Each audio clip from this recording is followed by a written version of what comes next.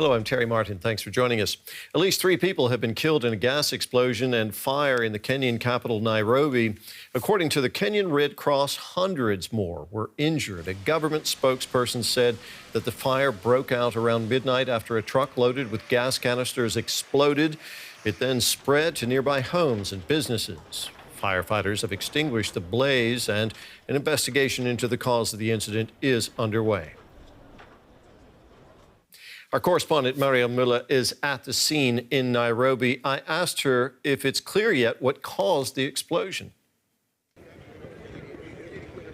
Yes, they are almost certain. The government spokesman said that the lorries that you can see behind me, they were loaded with liquid petroleum gas. And these cylinders, they exploded in the middle of the night, as you said, around midnight.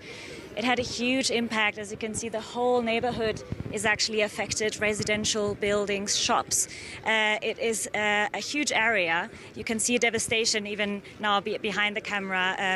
I want to show you also, I don't know if the picture is good enough, but there are also shops. There are also, of course, now many people have arrived here to the scene to watch what's going on.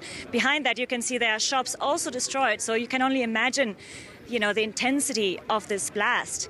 Let's move back here.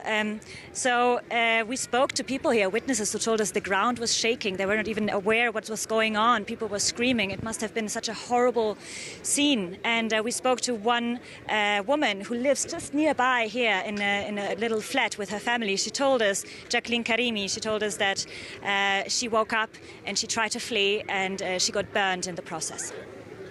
I had our mom, who we stay with, it's like my relative, scream out and said, pick out the children and get outside with them. So we did the same thing. Did you see the fire? Me, I didn't see the fire because it was an apartment. So the fire was like 1 meter from the apartment that we stay. So the caretaker also came, banging the doors from upstairs to down floor, but as we say, down floor.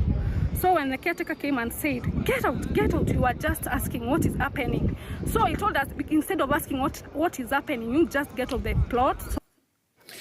It must have been horrible. Aside from the deaths and injuries, many people there lost their houses and all their belongings. Marielle, what can authorities do to help those people?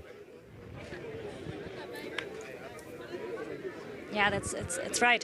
270 people were injured. They are now in different hospitals around. It's not yet clear how compensation will look like, or even, you know, any damage compensation. The government hasn't addressed that yet. But the government spokesman said that people who were injured and who are being treated in hospitals nearby, this costs that are the government will pay for this treatment. So people here who heard that, they're actually quite relieved.